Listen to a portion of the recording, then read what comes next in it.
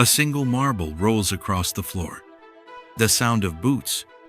A man gasps as his number is called. Beneath the surface of Squid Game lies a sharp truth about power, money, and desperation. Let's dive into it. In the world of Squid Game, lives hang in balance not for justice, but for debt. Desperation wraps around every player like a noose. They sign up not for greed, but for a way out. It's a world where the powerless gamble with death, while the powerful watch for sport. This isn't just fiction. It's a mirror, a brutal metaphor, and perhaps a warning.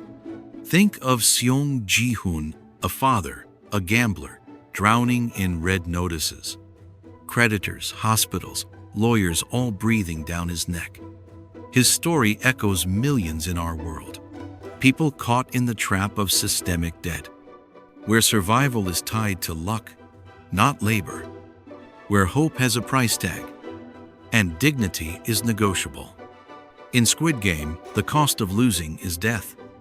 In real life, it's just slower. Squid Game isn't fantasy. It's a dystopia draped in reality.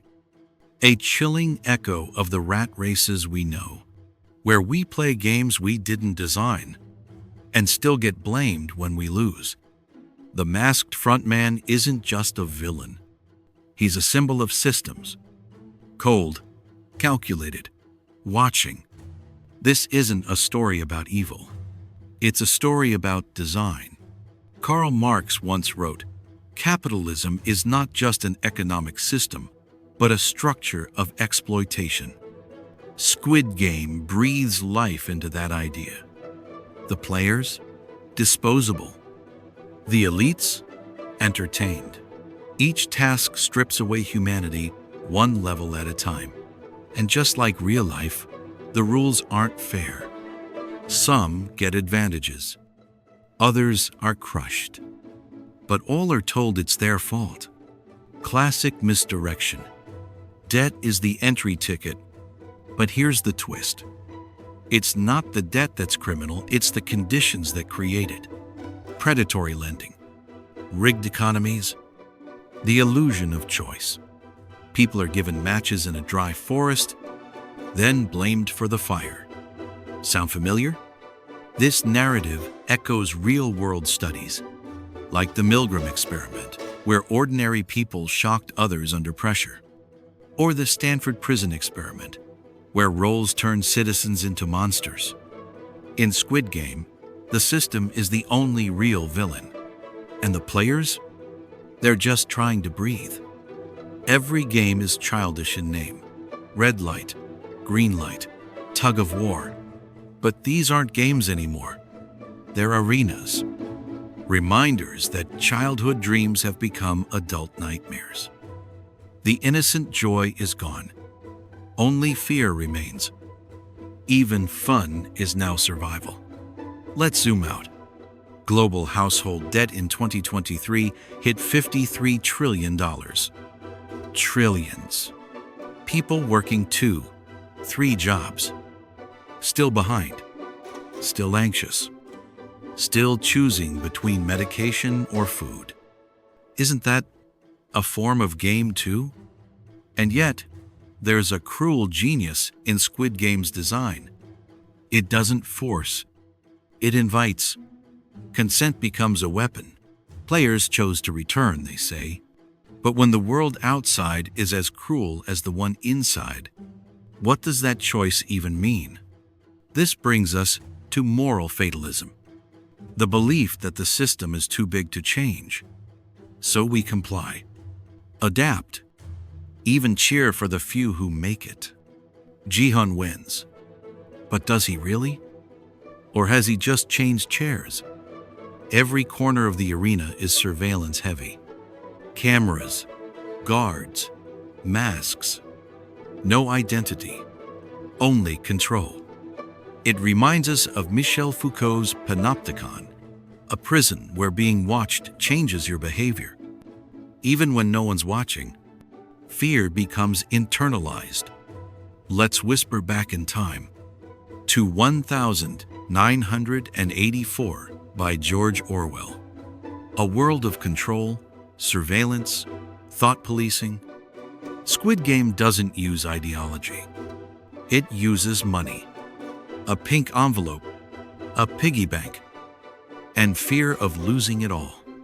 Many think Squid Game is extreme, too dark, too exaggerated. But have you seen the stats on workplace deaths? People collapsing from exhaustion? Or dying without health care? Is that not lethal competition? Just untelevised? Let's talk about the VIPs. Drunken, detached, laughing at pain. Are they aliens? Number? They're human. And that's the most terrifying part. They're not inhuman, they're the result of unchecked wealth. The symbolism is sharp. Players wear green. Guards wear pink. VIPs wear gold. It's not just color, it's class. Green hope and debt. Pink control without voice. Gold untouchable wealth. The system wraps itself in uniforms.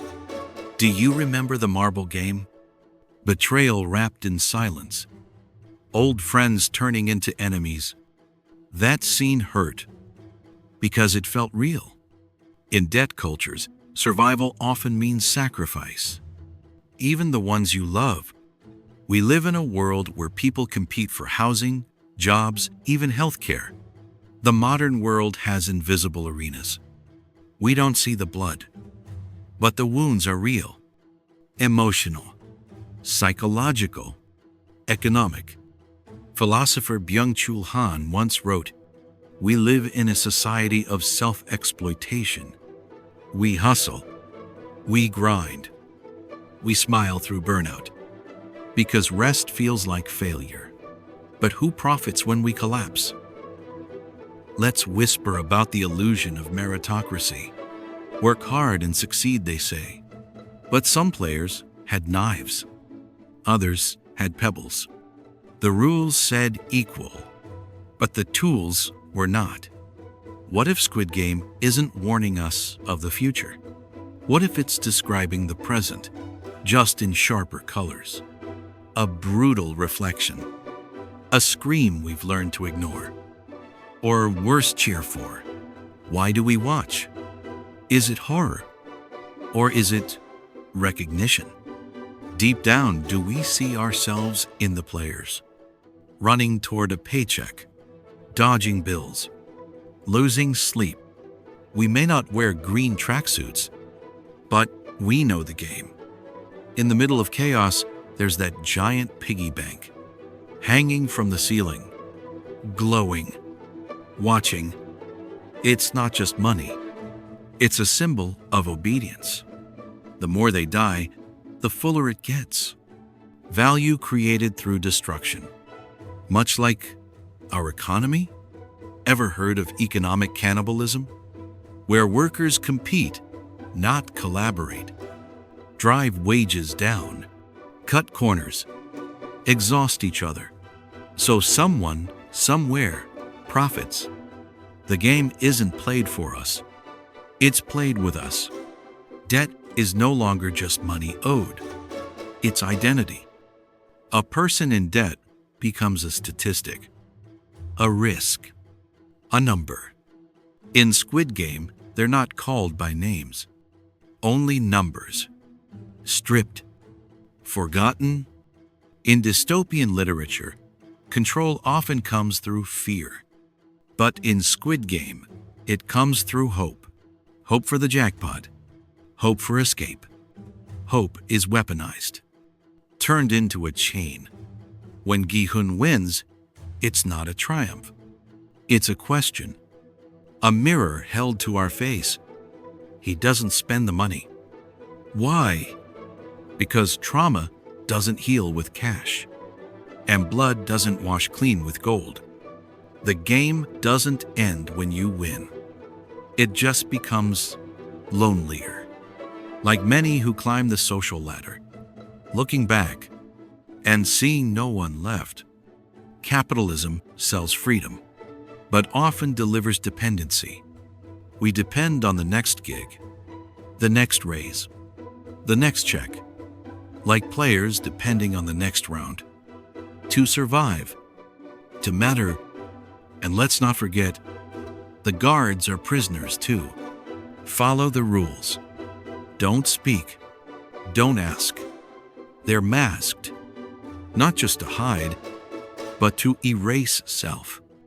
In one corner, you have those who play. In another, those who watch. But the real question is, who designed the game? And more importantly, are we helping keep it running? Some theorists argue late-stage capitalism breeds dystopia by design. Not malfunction, but function. It keeps us chasing, spending, worrying, and in the worry, we forget to question. The glass bridge scene? Pure metaphor. Fake security. Some steps are strong, others shatter. But nobody knows which is which. So we guess. We run. We fall. Sound like life? Here's a chilling whisper.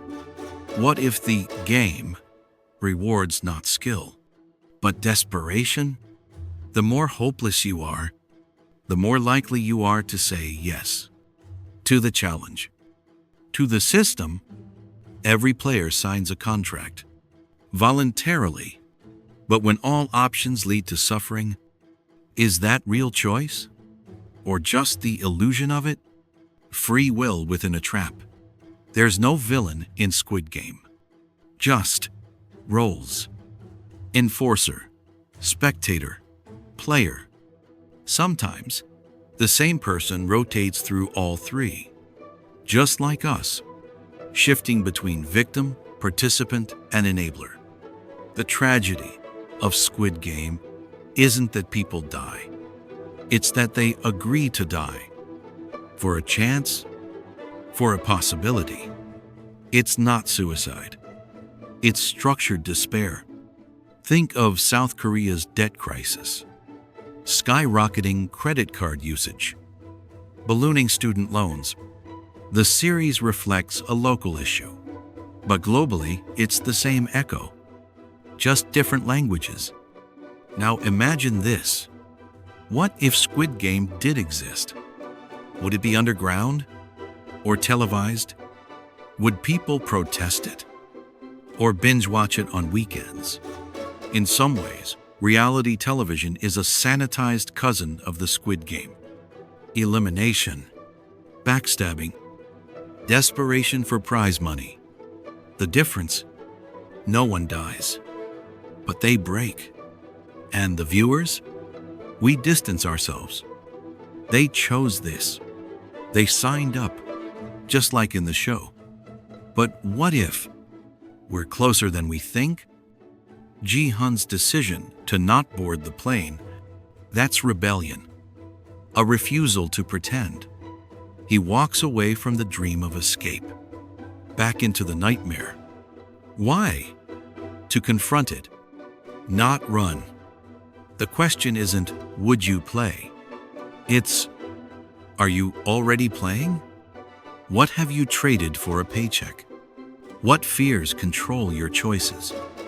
Squid Game whispers that we've normalized the unthinkable, that we live on edge. Call it ambition, call it hustle, but it's just fear, rebranded. Look at your city, your job, your rent, your bills. Now ask, what game are you playing? And who's watching? The blood is fiction. The structure? Familiar. A tower of inequality, painted in neon. Players below, VIPs above. The rest, watching from the sidelines. In the end, Squid Game doesn't offer solutions. It offers a lens. And lenses can do two things. Show us the world, or show us ourselves. So, What if we refuse to play? What if we built new games? Fair ones, ones where no one dies for bread or betrays for rent. What if dystopias don't arrive? They unfold quietly, system by system, until one day we look up and we're already inside. But here's the secret. Every game can be broken, every system reimagined, and every whisper can become a roar if enough people hear it. Thank you for stepping into this world with me. If this episode sparked a thought, a chill, or a truth, hit like, subscribe, and share it with someone caught in the game. Every listen helps break the silence. This is Buzz Whispers. See you in the next episode.